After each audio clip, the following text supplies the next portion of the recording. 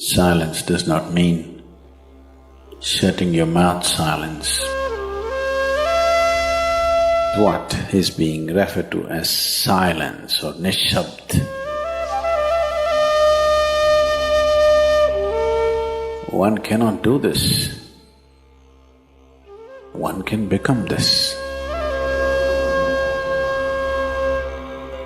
See if you can articulate the same things that you're saying with half the number of words. Suddenly you will become extremely conscious of everything.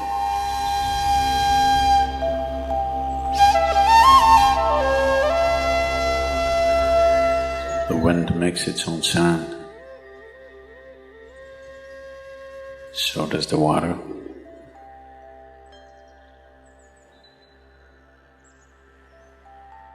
So does the earth. In fact, so does the sky. All the celestial objects are making their own sounds. There are sounds of pain, sounds of pleasure, sounds of misery, sounds of joy. For everything there is a sound. In human life, it's very true. Sounds of life, and there are sounds of death, and there are even sounds of silence.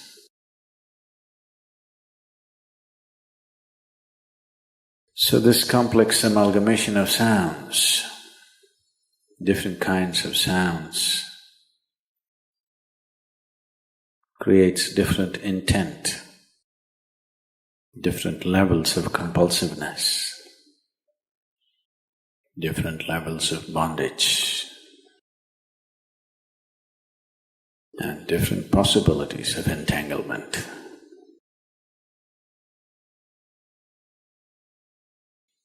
In all this, why one chooses to become silent? Silence is not a way of denying yourself life. It is not even about denying yourself articulation. Silence is about moving from compulsiveness to consciousness. All sounds represent different forms and different dimensions of compulsiveness. When one chooses to become conscious,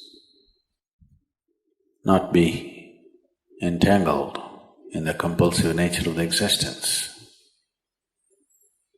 he naturally chooses to become silent. Silence does not mean shutting your mouth silence, plugging your ears silence. You can sing in silence, you can dance in silence, you can even speak in silence, you can even scream in silence. You don't try.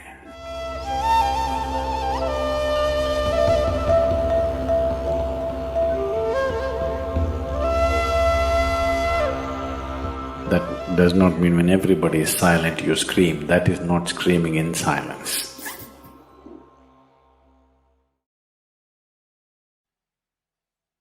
Because sound is of the surface, silence is of the core. It is only the surface which makes the sound. See, now the water is hitting the surface and making the sound. Deep down, there is no sound.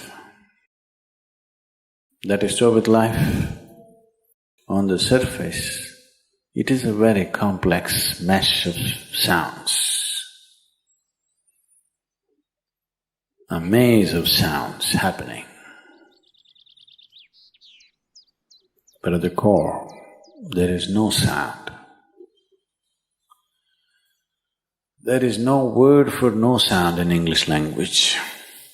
We call it nishabd. That means absence of sound, a total absence of sound. Absence of sound means absence of reverberation. Absence of reverberation means absence of life. Absence of life means absence of creation. Absence of creation means absence of the Creator too. So a space which is beyond creation and Creator, a dimension which is beyond life and death, that is what is being referred to as silence or nishabd.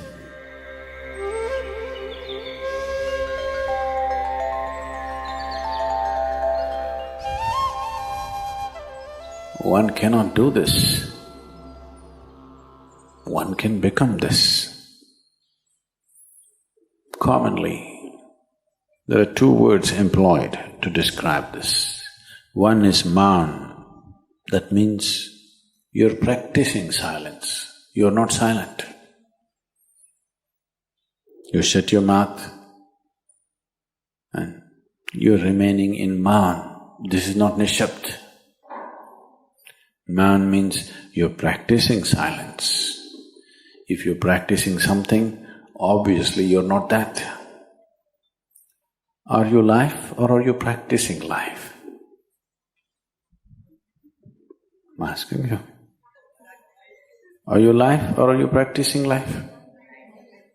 Practicing life? No, your life. Maybe not very well practiced, but your life.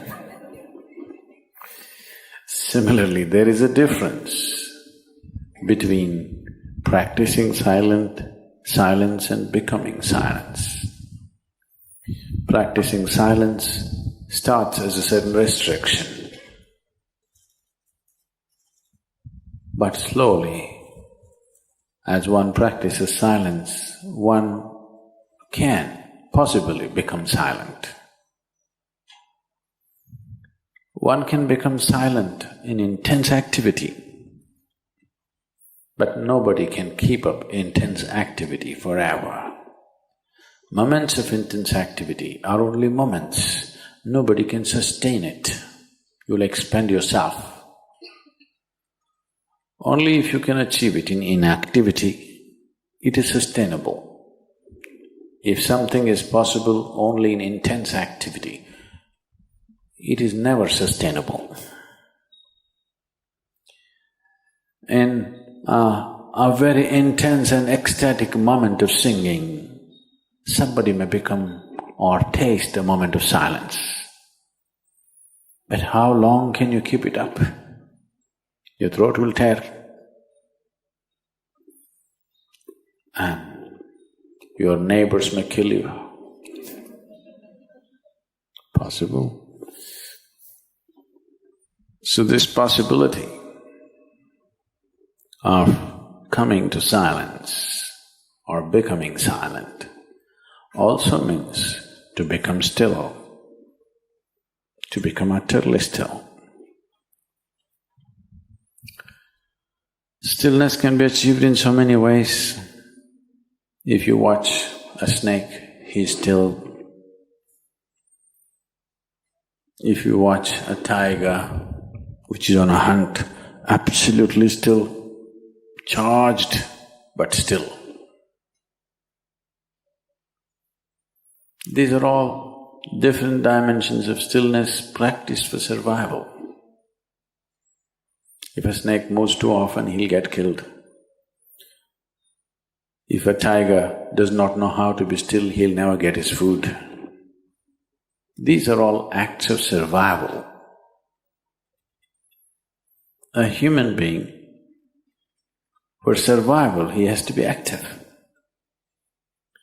Only when his vision falls upon something which is beyond survival, then he will think of stillness.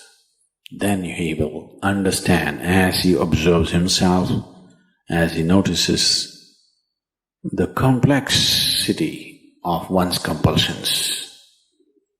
He understands the only way to solve it is to become still. to train this body, to train this mind, to become still.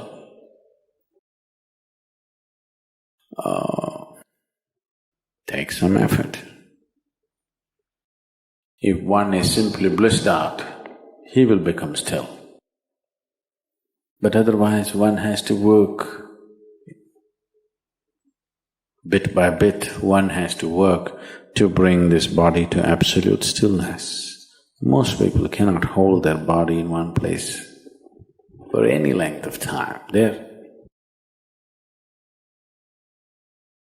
all the time in moment.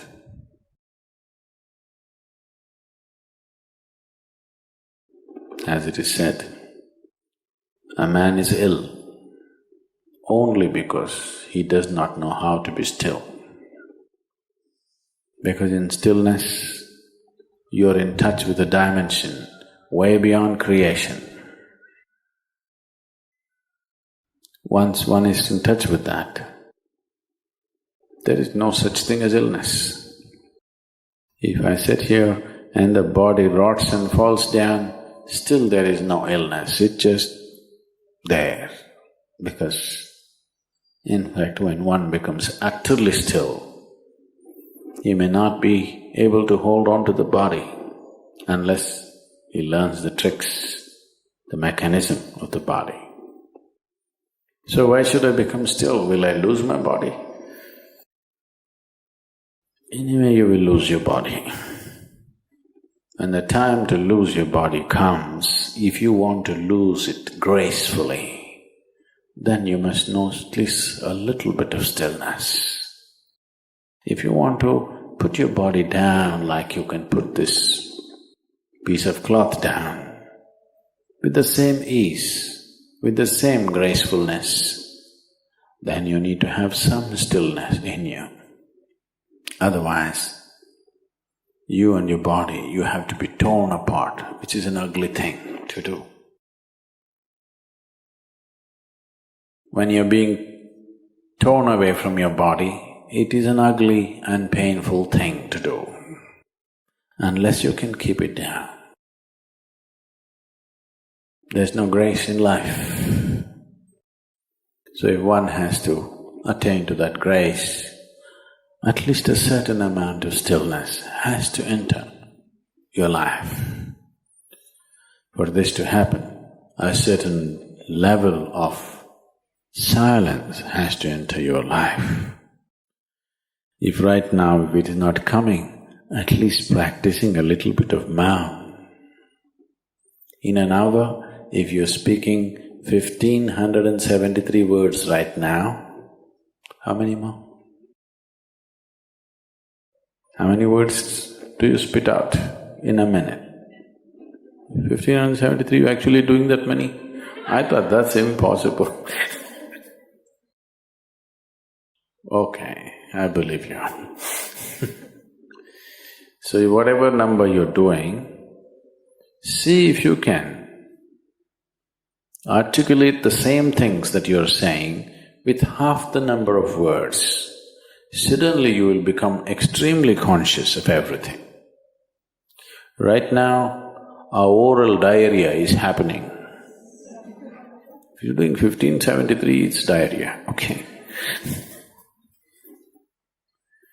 Now, if you have to hold back half the words and still say the same things, now you have to be very conscious, otherwise you cannot say it. Just try this and see. Tomorrow, one day. In an hour, normally what number of words you utter, make it half. Don't curtail your activity, still say the same things. But with half the words, how wonderful the whole world will feel, you know.